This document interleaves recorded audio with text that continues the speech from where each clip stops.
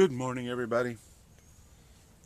Today I'm going to work on these 5 Parrot's Beak Shohin trees.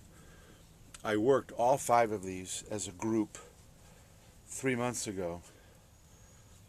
They had almost all lost all their leaves from the cold we had. And we didn't have really heavy-duty cold this winter. In fact, the lowest it got was 37 degrees. But they still dropped a lot of leaves. And so in that video, I worked them a little bit, and then I also repotted them all. And so now it's time to do the next stage. And I have been cutting these guys back in those 3 months. So when I'm walking my benches, like when I'm watering, and I see that a branch has grown a little bit too far, a little bit too long, then I have been working these a little bit. But now it's time to do a little bit more refinement. So I'm going to change my setup, and then I'm going to work on each tree.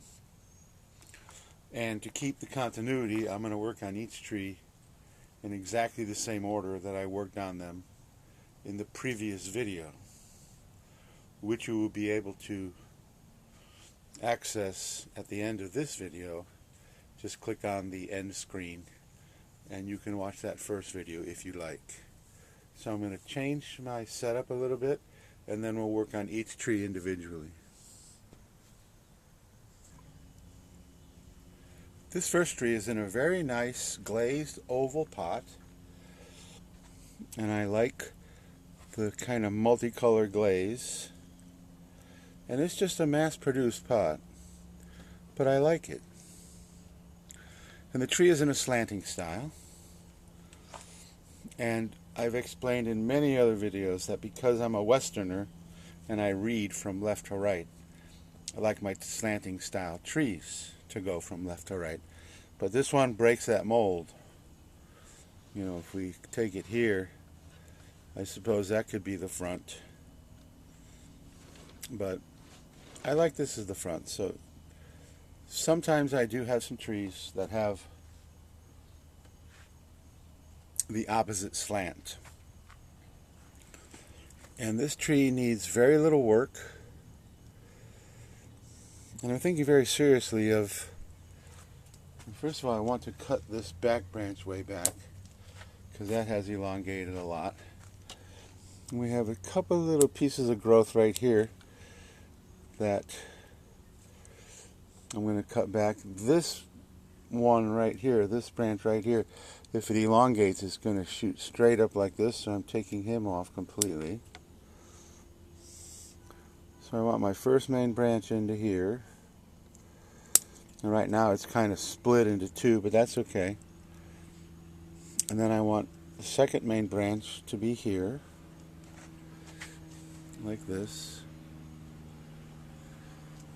So I'm going to cut this back a little bit. And I'm thinking very seriously of bringing the apex back up into here. So I'm going to take this part off, because this could also be the apex. Let me get rid of some of these leaves so we see the trunk line better. I could make this the first main branch, all of that, and bring that up into there, the apex, you know, and I think I may do that, because that just changed my mind. So instead of this being the apex, which is actually coming from this branching right here, if we take this branching down as the second main branch, then this makes for a pretty interesting apex also. So I'm going to shorten all of that. Goodbye, potential apex. And then shorten here. And then as it grows, it's probably going to need a little bit of wire, like that. And then we have a back branch here. And the apex could also probably use a little bit of wire like that. So there you go. That's a perfect example of changing your mind in midstream. I really thought I was going to save that taller part as the new apex.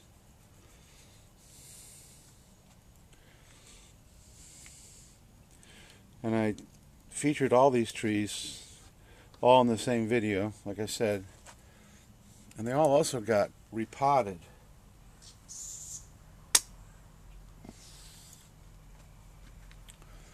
So that's looking pretty good. So that's number one.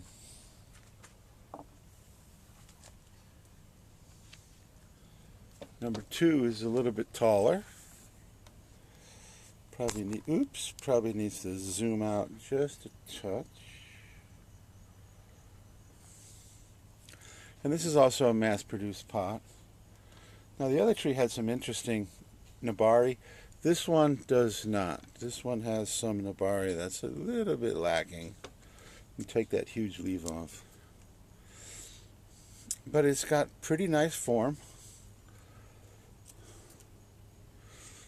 And it's always so hard to see through the viewfinder if there's any kind of little leaves blocking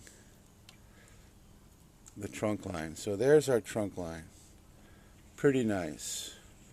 We have our first main branch, our second main branch up here, back branch into here, which is, it's not perfect. These two in the back could very easily just be sacrifice branches. Although sacrifice branches, once you get into a bonsai pot, they're not going to do that much as far as thickening the trunk, but we can leave them for now. Maybe I'll take this one off. There we go.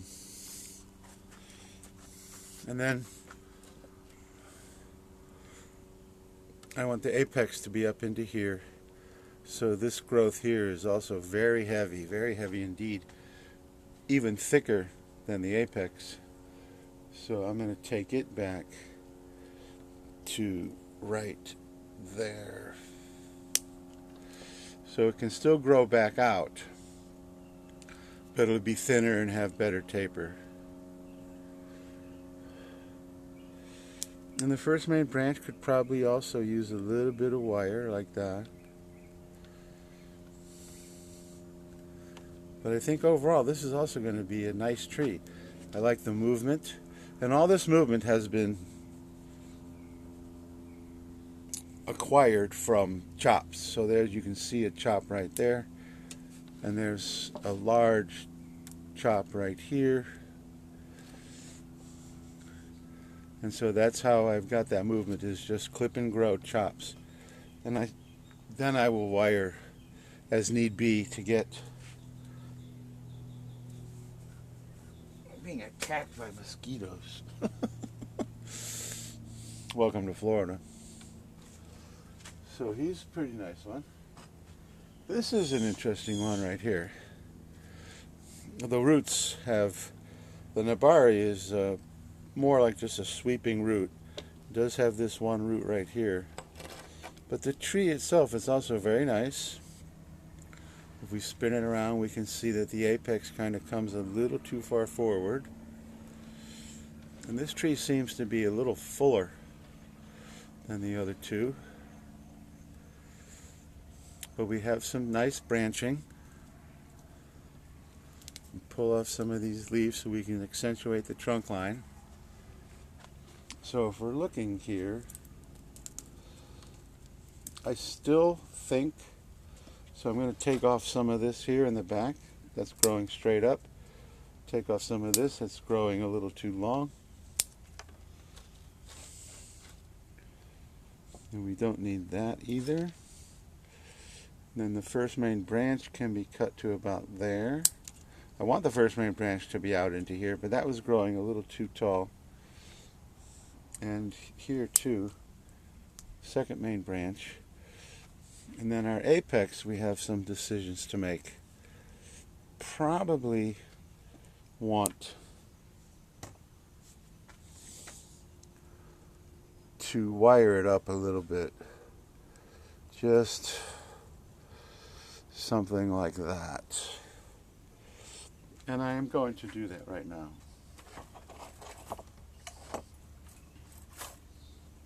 On the other ones where I said they could use some wire here and there, none of that's really crucial. But if this hardens off with the front coming so far forward, then it will be much more difficult to wire. So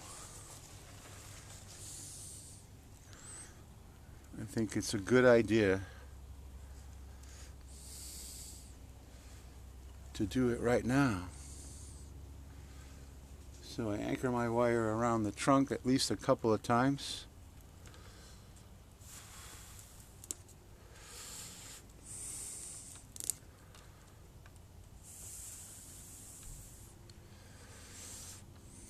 And then bring it up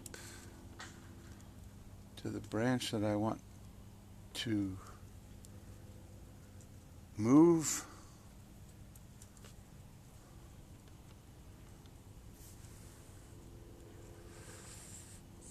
Okay. Now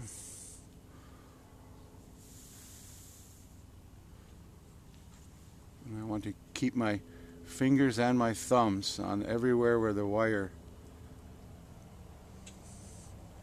is creating stress on the tree so I don't break the branch.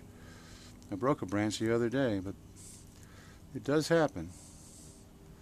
I think I said something about if you're growing bonsai and you've never broken a branch, then you've never wired a tree. Okay, so that's much better. And now we have to decide where we want to go. I think this will make a nice apex, so we have the nice line up through here, get rid of those few leaves, and then the apex right up into here. And it could possibly be wired up a little bit too. Do I have a little tiny bit of wire to do that? I do.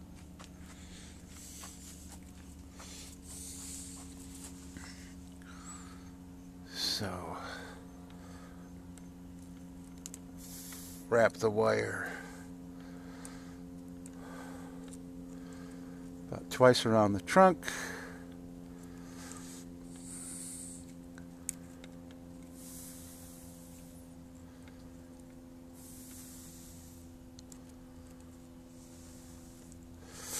And then just bring that baby up. I need to have it facing me so I can see where I'm going.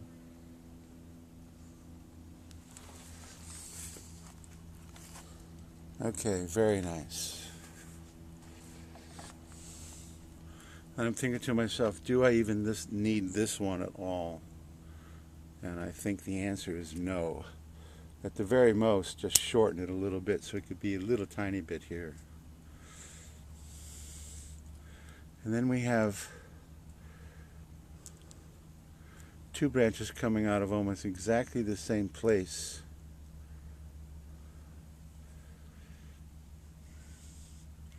Here and here, but I think this could be a back branch. I really do. I think that could be a back branch. In fact, I may even be able to just take the excess wire that I wired the trunk with and just bring it down as a back branch. And then just shorten this guy, shorten this guy. This guy's a little weak. It really needs some more in here, so I'm not going to shorten it too much. And then I'm going to shorten the apex to a point where this new growth will shoot back against the grain. So we now have a tree that is still leaning forward a little bit, but if the new growth comes backwards, then we not only have motion this way, we have motion this way, and that makes for more interesting trees, at least in my world. So that's a pretty cool little tree too. I love the nabare on this guy, that sweeping trunk. And then now we just imagine it, more of a canopy like that. So that's number 3. Number 4 is an exposed root. Lots of exposed root. And all the branching is pretty tight up at the top. And that's not necessarily bad. Sometimes you can do what's called like the acacia style, where all the branches do come out. And acacias look like that in Africa because they're food for the giraffes. But the giraffes can only reach so far, so the trees have nothing underneath because the giraffes have eaten it all, and then they have just this canopy like that. So that could be a very interesting acacia style tree. Just let that happen. Let that canopy come like this and nothing under here. Get a little toy giraffe. I'm not really into toys like that. Even not even? Is that redundant? Not even like your Japanese pagodas or stuff like that. If you notice, there is not a single tree I have that has anything like that. But I guess they're kind of fun. Maybe I'll have someone 3D print me one. Now there is another way to go with this guy. And that is, once again, try to get some of these leaves out of here to accentuate the trunk line. And that is to cut all of this off like this and make this the leader. And then that would be a more classic tree versus the acacia style. So I think for now I'm going to leave it as the acacia style. It's kind of neat.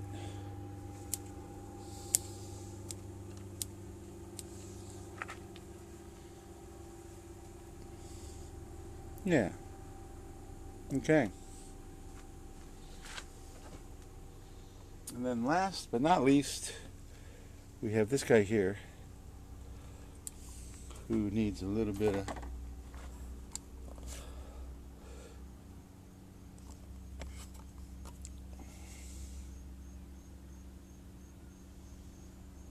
This is a handmade pot.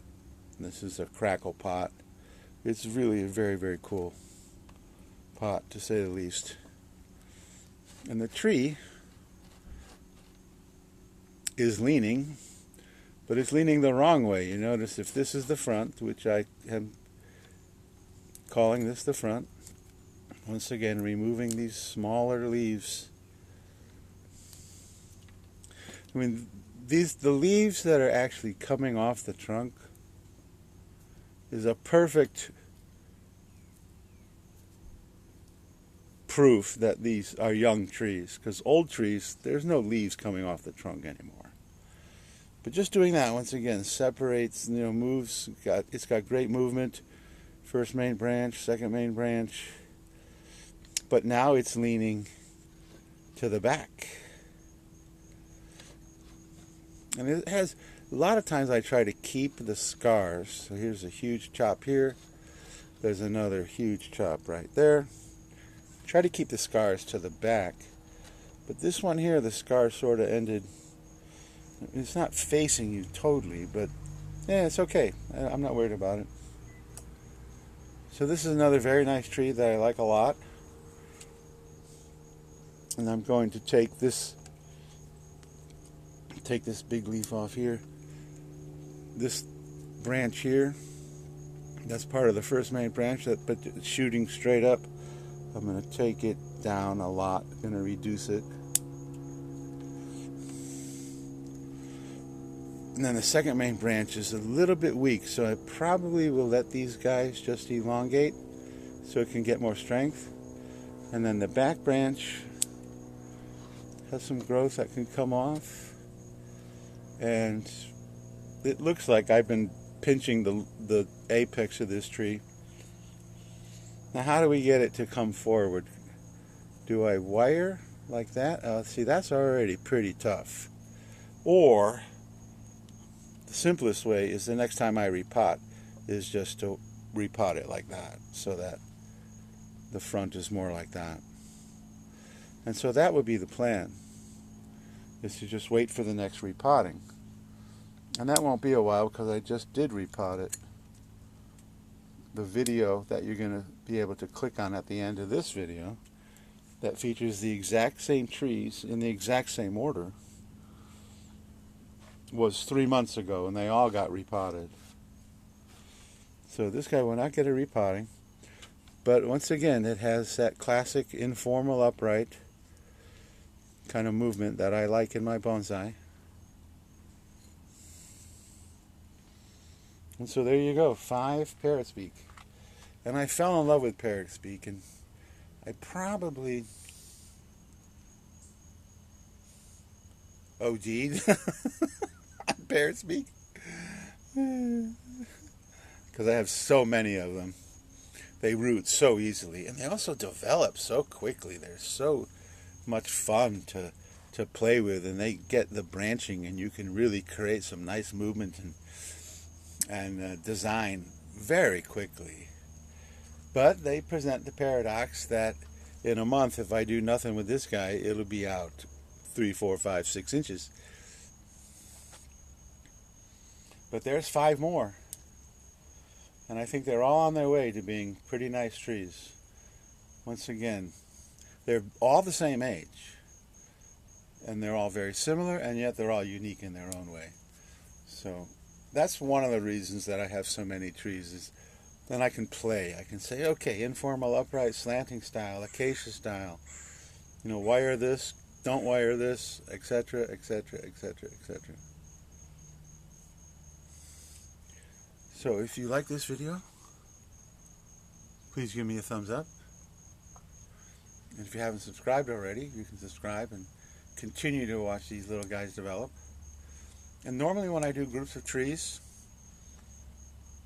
I try to keep the continuity together. So every time I work on this group of 5, they will all be the same trees, which once again at the very end of this video, you're able to click on that video and watch the initial work on these guys in, so what was it, May, April, March, sometime in March of this year. And that's the easiest way to do that, is to subscribe and hit the notification bell to see the next installment. So please like, subscribe, hit the notification bell, leave a comment if you'd like. And I want to thank you so much for watching, and I will see you in the next installment.